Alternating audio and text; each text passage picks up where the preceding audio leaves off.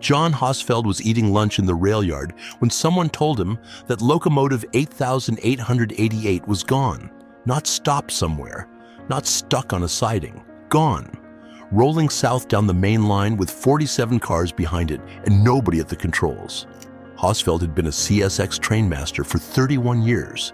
He had seen incidents, delays, derailments. He had not seen this. He climbed into a pickup truck and started driving. It was May 15, 2001. In the next 2 hours, Locomotive 8888 would travel 66 miles through Northwest Ohio with no engineer, no brake application, and a throttle stuck at full power.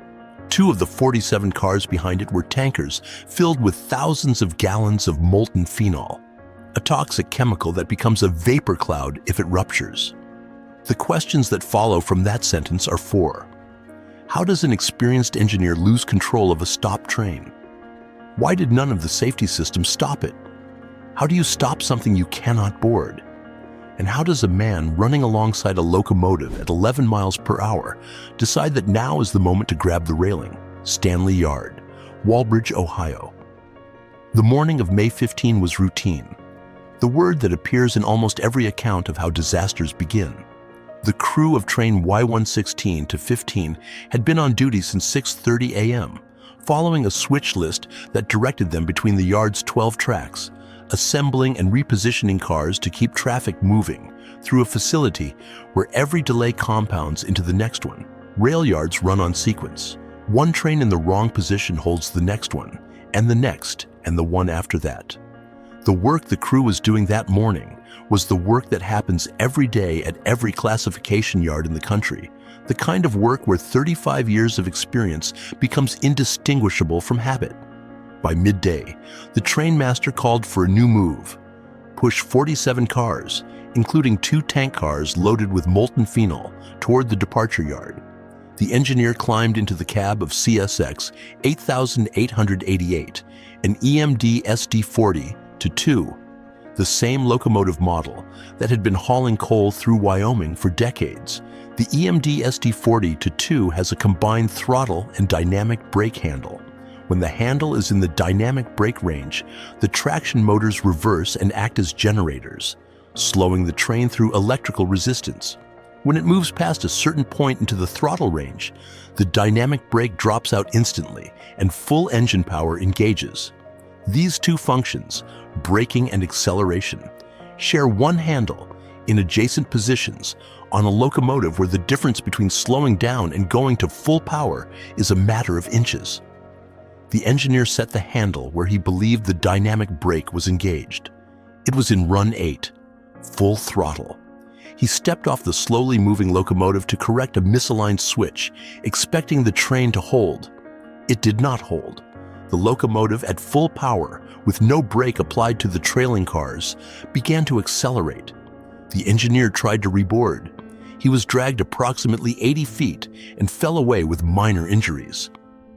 By the time anyone understood what had happened, Locomotive 8888 was on the main line and accelerating. No alarm sounded, no safety system intervened. The locomotive's controls had received a valid command, full throttle, and were executing it correctly. The 47 cars behind it, carrying a combined weight measured in thousands of tons, added momentum with every second. At 12:36, the event recorder later showed the train was doing 12 miles per hour. At 12:41, 22 miles per hour. At 12:45, nearly 30. It was still accelerating. CSX dispatchers in Cincinnati received the alert and immediately understood what the phenol tankers meant. Molten phenol is an organic compound kept liquid above 40 degrees Celsius, a temperature not far above a warm summer day. If a tanker cools unevenly, the liquid can solidify and expand, stressing the steel shell. If a tanker is punctured or ruptured in a derailment at speed, the contents aerosolize into a toxic vapor cloud. Phenol exposure causes burns on contact with skin. Inhaled, it affects the central nervous system. Emergency managers across Northwest Ohio activated hazmat protocols and began drawing up evacuation plans for communities along the train's projected path. which included Bowling Green, Findlay, and Kenton, towns of tens of thousands of people that the train would reach in under an hour at its current speed. News helicopters were already airborne.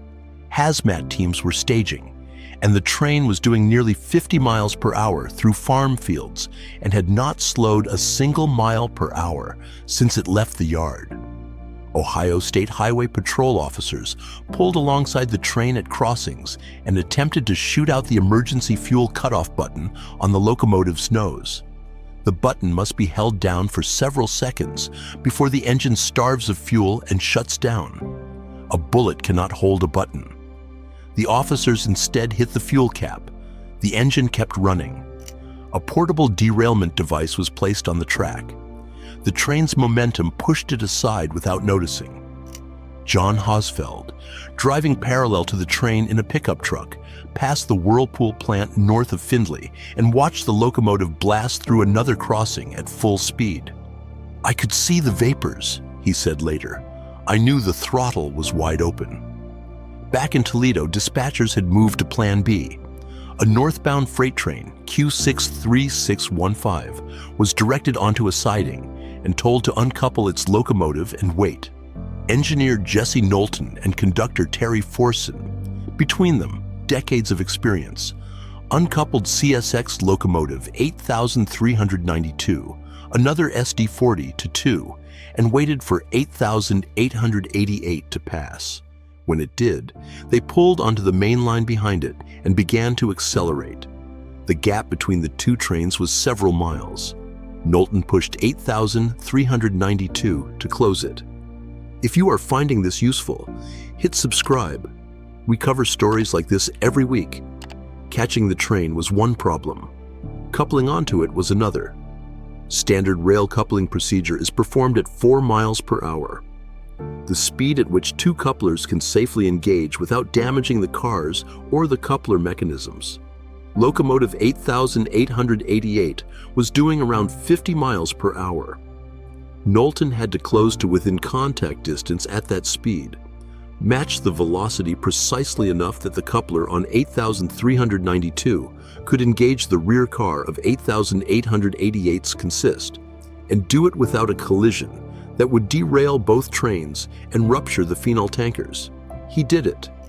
Near Blanchard, Ohio, Knowlton brought 8392 to within contact distance of the last car and coupled on at a relative speed of approximately 10 miles per hour, meaning both trains were traveling at around 50 mph when the couplers connected, but the gap between them was closing at 10. The normal coupling speed is 4 miles per hour. At 4 mph, a coupler engagement is a controlled event. The couplers flex, the slack runs through the train, and both cars begin moving together. At a 10 mph differential with a 50 mph base speed, the engagement has to be precise enough that the couplers align and lock without the force of contact derailing the rear car. Knowlton had the experience and, in that moment, the judgment to execute it. The coupling held. He immediately applied 8392's dynamic brakes, not emergency brakes, which would have risked snapping the train apart, but the controlled electrical resistance of traction motors working against full throttle power from the front. Over the next 10 miles, the speed dropped from around 50 miles per hour to around 11. Locomotive 8888's throttle was still in run 8, still commanding full power, still fighting every pound of braking force that 8392 was applying. The brake shoes on 8888, which had been dragging against the wheels since the train left the yard, were fully burned off by this point. The only thing slowing the combined consist was the dynamic resistance of the chase locomotive pulling against 3,000 horsepower of full-throttle engine at the front. For the entire duration of the pursuit, Hosfeld stayed parallel to the train in his pickup truck, driving alongside on county roads, watching through the passenger window as 8888 crossed intersections without slowing. He watched the police attempt to shoot the fuel switch. He watched the derailer get pushed aside. He was in constant radio contact with the dispatchers, with the chase crew, with anyone who had information about what was ahead of the train on the line. Near Dunkirk, he briefly considered whether a quarry near the track offered a way to force the train off the rails without a catastrophic spill. The Phenol tankers made that option unworkable. A derailment that ruptured one of those cars in an open quarry near a town of several thousand people was not an acceptable outcome. He kept driving. Knowlton kept closing. Jon Hosfeld had been driving parallel to the train for most of its 66-mile journey. When the speed dropped to around 11 miles per hour, Hosfeld got out of the pickup truck and ran alongside the locomotive. The adrenaline was going, and I knew what I had to do, he said afterward. I just wanted to make sure I didn't get injured. At 11 miles per hour, a locomotive is moving at roughly the pace of a fast run. The railing on the locomotive's nose is at a fixed height. The ground alongside a railroad track is not always smooth.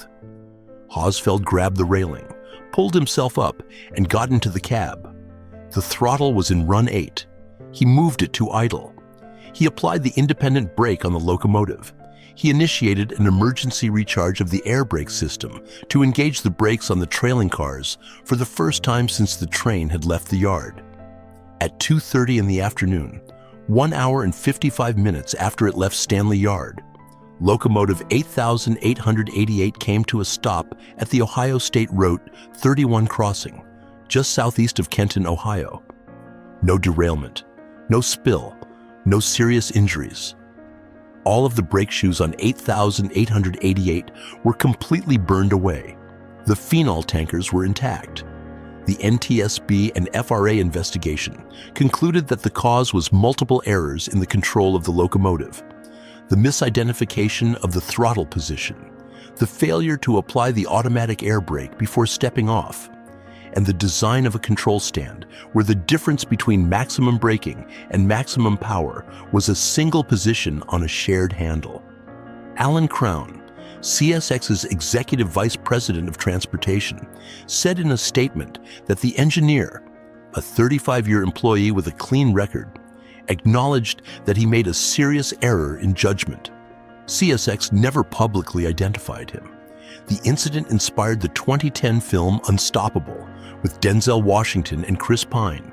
The film relocated the event to Pennsylvania, increased the speed significantly, added near misses with populated areas, and gave the chase crew a dramatic arc that the real event did not include. The real event was less cinematic and more precise. A trainmaster in a pickup truck, a chase crew who had never done anything like this before, and a coupling performed at a speed that should not have been possible. Every wagon in that 47-car consist had passed through a yard at some point, sorted, inspected, assembled into a train, just like the ones covered in earlier videos on this channel. The system that moves freight across the country depends on every link in that chain doing exactly what it is supposed to do. On May 15, 2001, one link slipped. It took 66 miles, 2 hours, and one man running alongside a locomotive to put it back.